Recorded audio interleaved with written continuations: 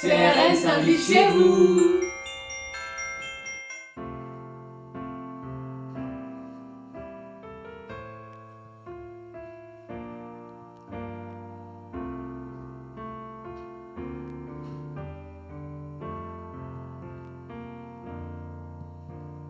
Holy night, the stars are brightly shining. It is the night of our dear Savior's birth.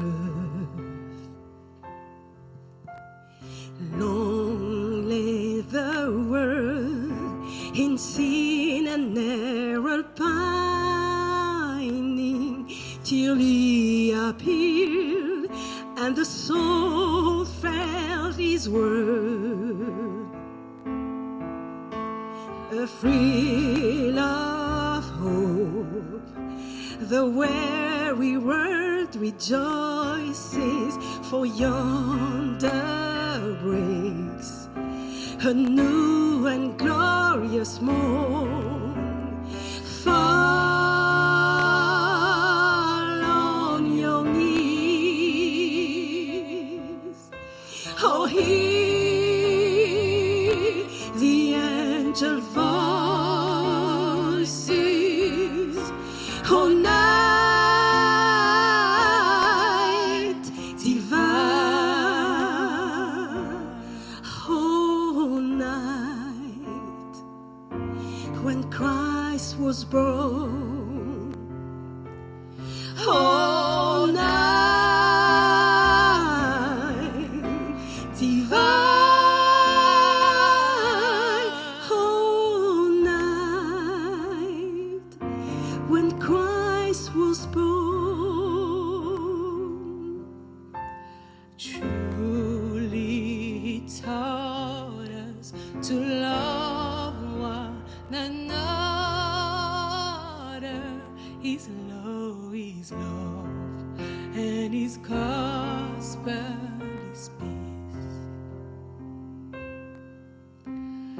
Chains shall He break, for the slave is our brother,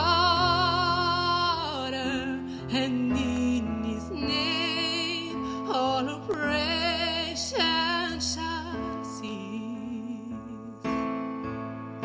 Sweet hymns of joy in grateful chorus ways, we let all within in us praise holy name.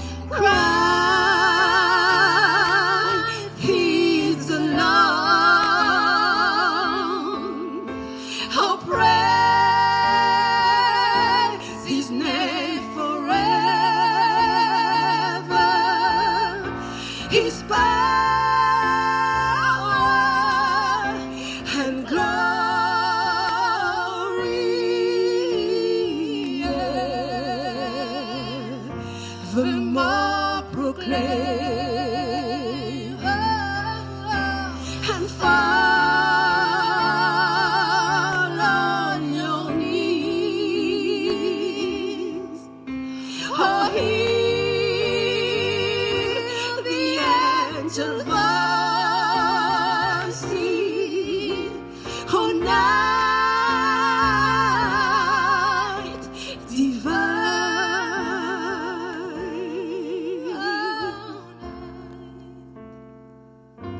When Christ was born, oh, night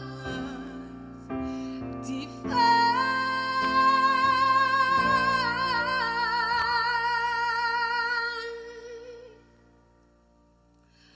oh, night, oh, night divine.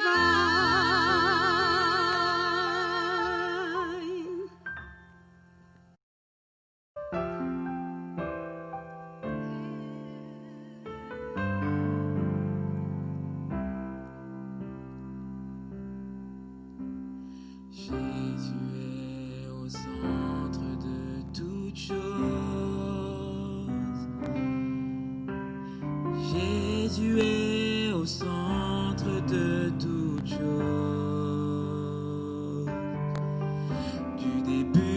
jusqu'à la fin. Toujours tu étais, toujours tu seras Jésus. Jésus. Jésus est au centre de toutes choses. Jésus est au centre de toutes choses. Du début jusqu'à la fin, toujours tu étais, toujours tu seras Jésus. Jésus. Jésus est au centre de toutes choses. Jésus est au centre de toutes choses. Tout genou fléchira, tout aux langues le confessera. Jésus, Jésus, rien d'autre ne compte. Rien n'arrive à ta hauteur.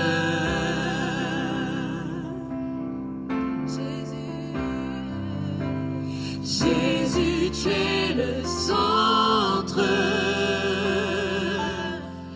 Toutes choses gravitent autour de toi. Jésus, toi, rien d'autre ne compte. Rien n'arrive à ta hauteur.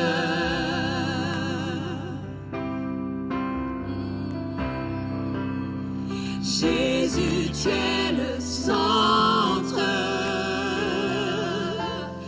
Toutes choses gravitent autour de toi. Jésus, toi. De mon cœur jusqu'au ciel, Jésus soit le centre. Tout dépend de toi. Oui, tout dépend de toi. De mon cœur jusqu'au ciel, Jésus soit le centre. Tout dépend de toi. Oui, tout dépend de toi. De mon cœur jusqu'au ciel, Jésus soit le centre. Tout dépend de toi. Oui, tout dépend de toi.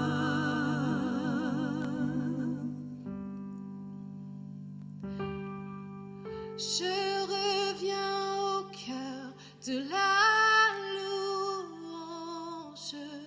Tout est centré sur toi.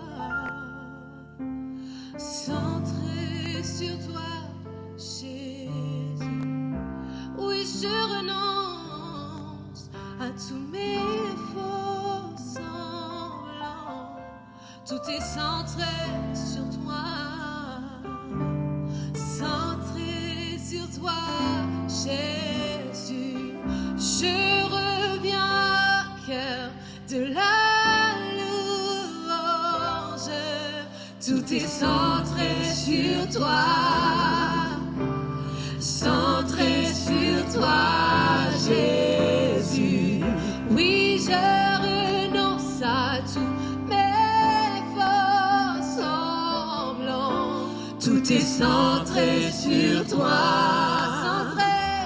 Centré sur toi, Jésus. Nous sommes centrés sur toi. Centré sur toi. Centré sur toi.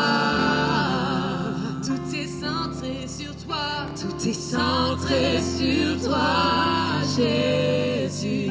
Centré sur toi. Centré sur toi. Nous sommes centrés sur toi, Jésus. Centré sur toi. Tout est centré sur toi, Jésus. Nous voulons ramener des cœurs à se centrer sur ta personne. Nous sommes centrés. Tout est centré sur toi, Jésus. Nous voulons que des personnes viennent comme les rois mages porter leur offrande vers toi. Et nous sommes centrés sur toi.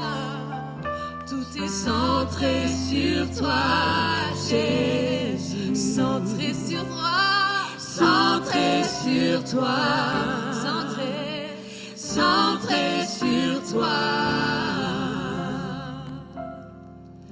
Tout est centré sur toi, Jésus.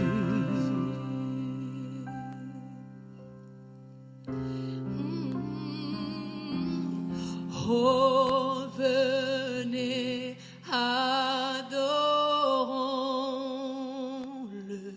Oh, venez, adorons-le. Oh, venez, adorons-le. Christ, le Seigneur. Oh, venez, adorons-le.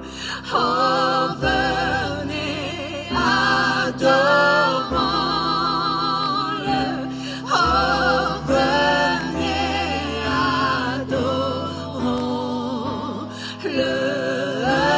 Christ, le Seigneur. Oh, venez, adorons-le. Oh, venez, adorons-le. Oh, venez, adorons-le. Christ, le Seigneur. Nous te rendons la gloire. Nous te rendons la gloire. Nous te rendons la gloire. Christ, le Seigneur. Nous te rendons la gloire. Nous te rendons la gloire. Nous te rendons la gloire. Christ, le Seigneur.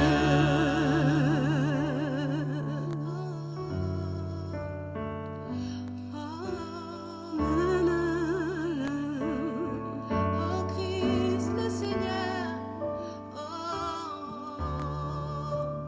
Nous voulons t'élever en ce jour.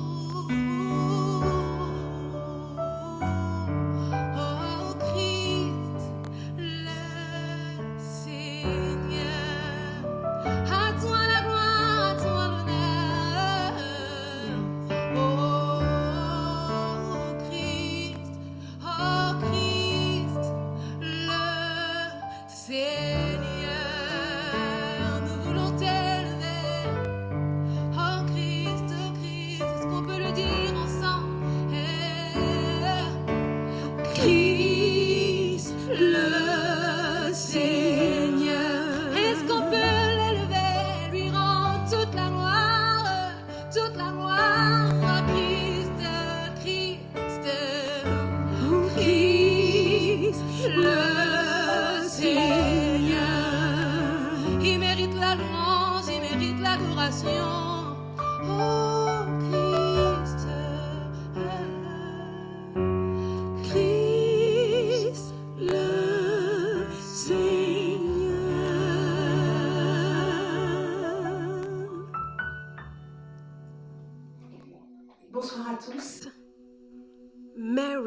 Christmas. En espagnol, Christmas. Plus de Christ chez vous. Alors que nous célébrons la nativité, c'est-à-dire la naissance de Jésus-Christ de Nazareth, j'aimerais partager ce court message avec vous en me basant sur le livre d'Ésaïe au chapitre 7 et le verset 14. C'est pourquoi le Seigneur lui-même suscitera un signe. Voici, la jeune fille deviendra enceinte.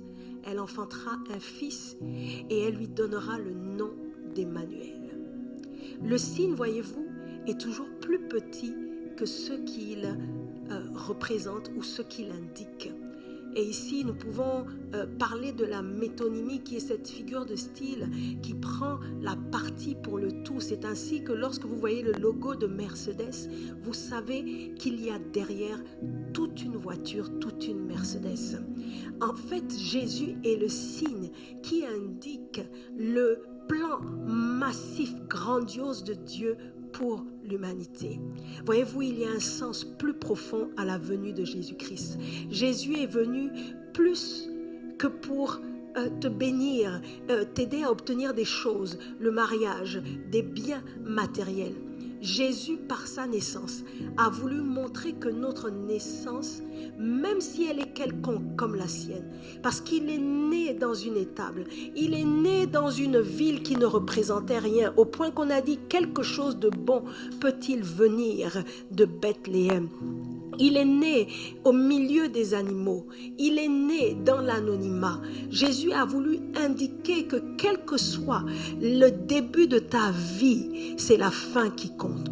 Nous sommes peut-être le fruit d'une grossesse non désirée.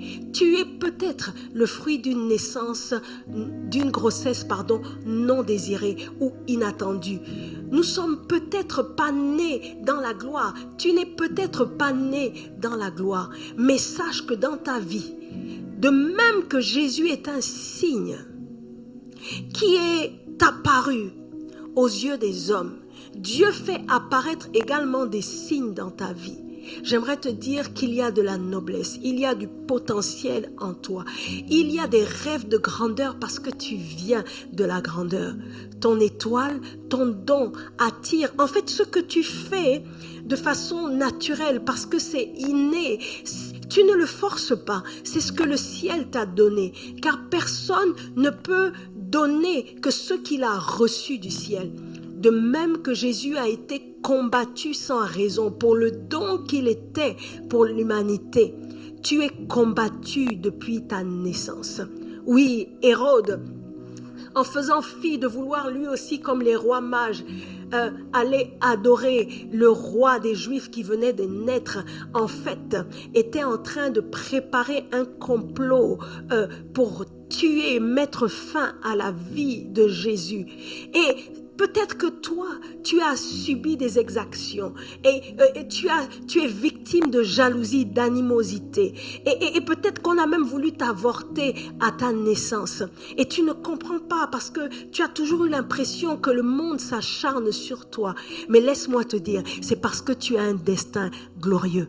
Un complot a été fomenté contre Jésus. De même, un complot a été fomenté contre toi, à cause, non pas des péchés que tu as connus. Peut-être que ça te choque d'entendre ça. C'est vrai que le salaire du péché, c'est la mort. C'est vrai que nos péchés engendrent ce que nous ne souhaitons pas récolter. Notre péché peut engendrer la maladie, peut engendrer des désavantages, des dysfonctionnements dans notre vie. Mais j'aimerais te dire qu'il y a de nombreuses choses que tu subis, non pas à cause de tes péchés, mais à cause de ton destin.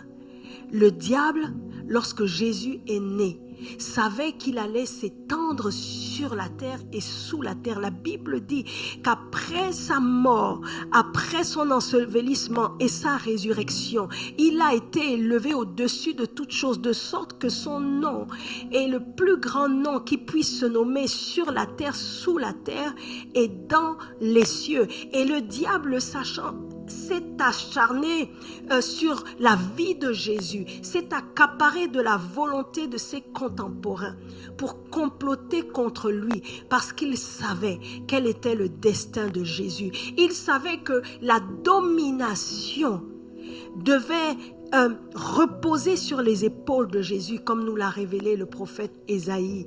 La domination qu'il devait reprendre et qui devait reposer sur son épaule. C'est ce à quoi l'ennemi voulait mettre fin. C'est ce que l'ennemi voulait empêcher. Écoute, Ésaïe a dit ceci, « Car un enfant nous est né. » Vous savez, la naissance, ce n'est pas quelque chose qu'on choisit. C'est quelque chose qui a été choisi pour nous. 2 personnes se sont aimées, se sont rencontrées derrière le buisson, se sont mis ensemble de façon intime et tu es né. Tu n'as pas demandé à naître. Tu n'as pas demandé, comme Marie, n'a pas demandé à devenir la mère de Jésus. L'ange est venu vers elle et il lui a simplement dit, tu es bénie entre toutes les femmes. Tu as trouvé grâce aux yeux de Dieu. La naissance est simplement une grâce, quelque chose qui ne dépend pas de nous. Oh oui, nous avons trouvé grâce auprès de Dieu, car Dieu a tant aimé le monde qu'il a donné son Fils unique, afin que quiconque croit en lui ne périsse pas, mais qu'il ait la vie éternelle. Jean 3,16. En fait, si tu es né en Christ, c'est que Dieu t'a fait grâce. Mais j'aimerais avancer dans ce verset d'Ésaïe. La Bible dit, un fils nous est donné. Quelqu'un qui naît dans ce monde, on n'a pas l'assurance qu'il deviendra quelqu'un de grand. On n'a pas l'assurance qu'il accomplira des prodiges, des exploits. On n'a pas l'assurance que cet homme ou cette femme seront distingués sur la terre. D'ailleurs, d'aucuns disent que le cimetière est l'endroit le plus riche. Parce que nombreuses sont ces personnes qui sont nées, mais qui n'ont pas déployé, manifesté leur potentiel à leur avantage et au bénéfice de leurs contemporains. Donc, il ne suffit pas de naître. Dieu nous invite aujourd'hui à grandir. J'allais dire, il nous invite à faire grandir Christ tous lorsque le glas de Noël sonne. Nous voyons Jésus, nous le percevons comme ce petit enfant né dans la crèche. Et beaucoup d'entre nous, nous dressons le sapin et en dessous du sapin, nous mettons cette crèche avec l'enfant Jésus, tout bébé. Mais il ne suffit pas de naître, parce que naître ne fait pas de vous un don pour l'humanité. C'est lorsque vous devenez mature, une personne responsable au contrôle de sa vie, de son destin, une personne qui s'est retrouvée dans son identité, que vous pouvez commencer à devenir quelqu'un d'utile dans la société. Il faut donc grandir, il faut donc devenir un fils.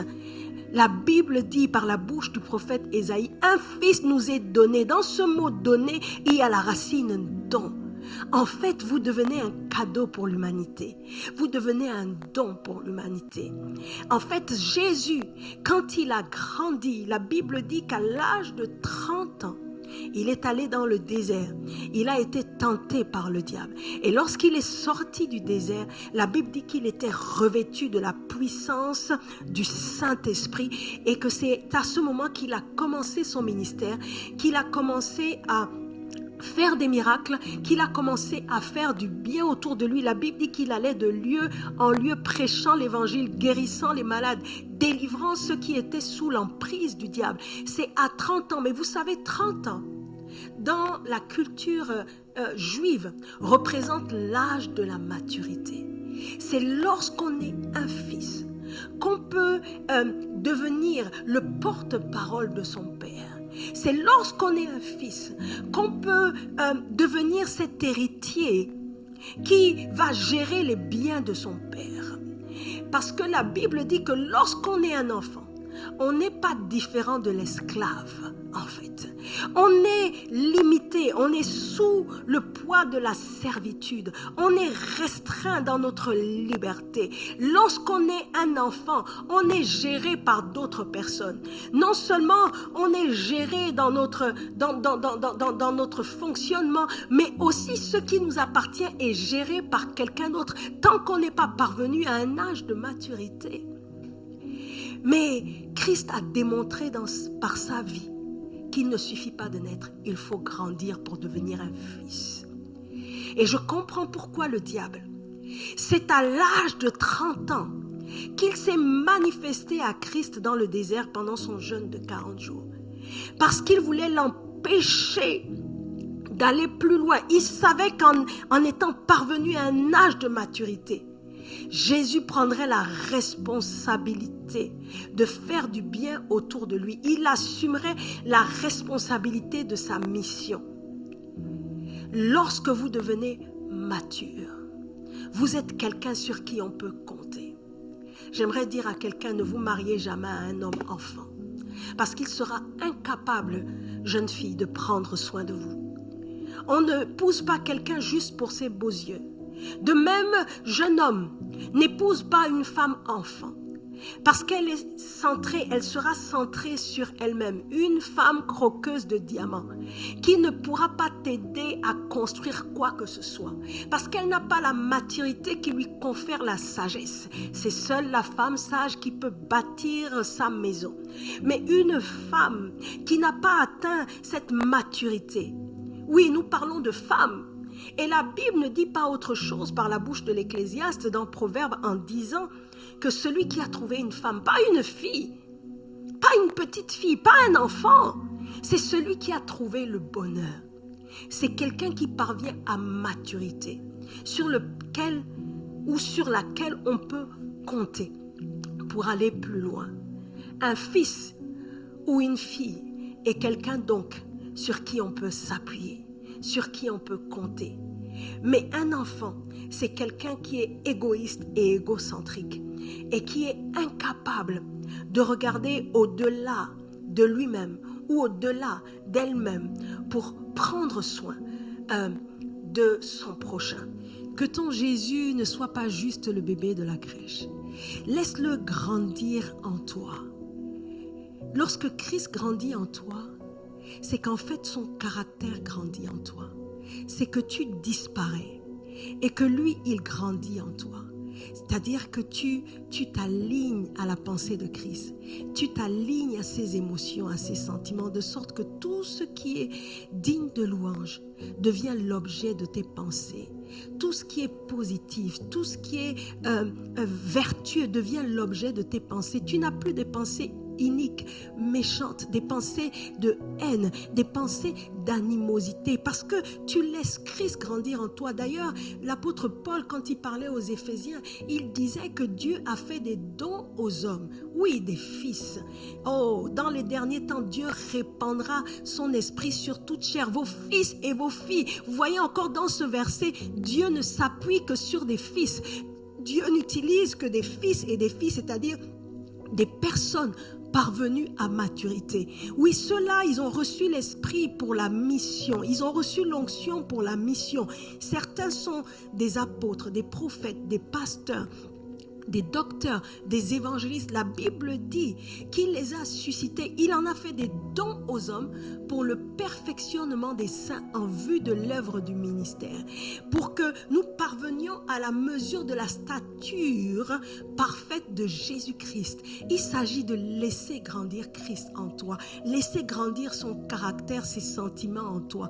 Lorsque tu laisses grandir Christ en toi, tu deviens à ton tour un fils et toi aussi tu grandis. Et parce que tu as grandi, tu es devenu mature, tu deviens à ton tour un don, un cadeau pour ta génération. La Bible dit, un fils nous est donné. Ésaïe dit, un fils nous est donné et la domination reposera sur son épaule. C'est-à-dire qu'on mettra des responsabilités sur lui. À ce moment seulement, on l'appellera admirable. Je ne sais pas si vous avez déjà remarqué, lorsqu'un père a la fierté de voir son fils grandir, devenir un homme qui prend des responsabilités, vous voyez dans son regard un regard d'admiration. Et il est fier de dire, c'est mon fils. C'est lorsqu'on parvient à cette stature qu'on devient admirable. La Bible dit, on l'appellera admirable, prince de paix.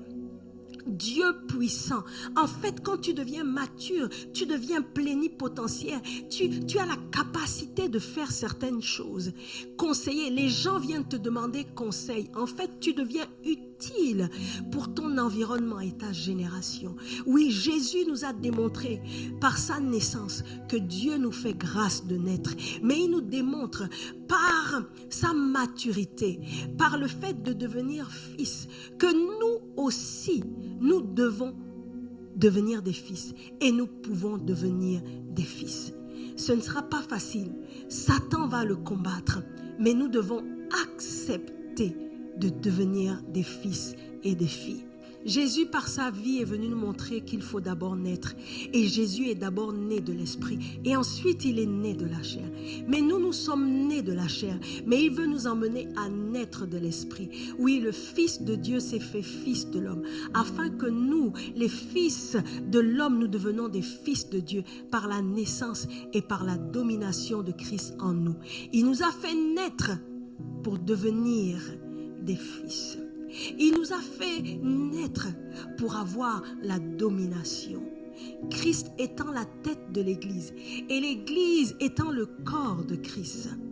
Puisque la domination selon Ésaïe reposera sur ses épaules, c'est donc à l'Église que Jésus est venu donner la domination. Église dit, j'ai la domination. Luc 19:10 nous dit ceci, que le Fils de l'homme est venu chercher ce qui était perdu. Le Fils de l'homme est venu chercher ce. Ce mot « ce » là, c'est un pronom démonstratif. Et dans ce texte, ce pronom est au singulier. On aurait pu penser que Jésus est venu chercher ceux qui étaient perdus, ceux qui avaient besoin de se convertir, de naître de nouveau. Mais plus que ce n'est pas un ce au pluriel. Il indique donc que c'est une chose qui a été perdue. Et ce qui a été perdu par l'humanité, c'est la ressemblance avec Dieu. C'est la ressemblance avec Christ dans son pouvoir et dans sa domination. L'Église doit retrouver le pouvoir et la domination.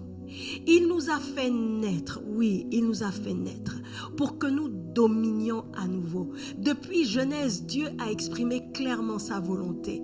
Il les créa hommes et femmes afin qu'ils dominent. J'aimerais te dire, toi qui me suis depuis chez toi, tu n'es pas né simplement pour naître. Ta naissance n'est pas une fin en soi. Tu n'es pas né d'une femme pour vivre une vie inutile ou hasardeuse. Tu n'es pas né pour demeurer dans les limites de ton humanité et en subir la bestialité. Jésus est né parmi les humains et d'une femme au milieu des animaux, mais tu n'es pas né pour subir cette bestialité. Tu es né pour renaître en esprit. Tu es né pour transcender et vivre la vie sans limite de l'esprit que tu es. Dieu suscitera lui-même un signe. Il naîtra, mais ensuite, il grandira pour dominer. Tu es né, mais Dieu t'appelle à renaître. Tu es né d'une femme, tu es né de la chair. Mais Jésus est venu afin que tu naisses maintenant de l'esprit, que tu n'aies pas de limite et que tu domines. Toi qui me regardes, et Église de Christ, Merry Christmas, plus de Christ.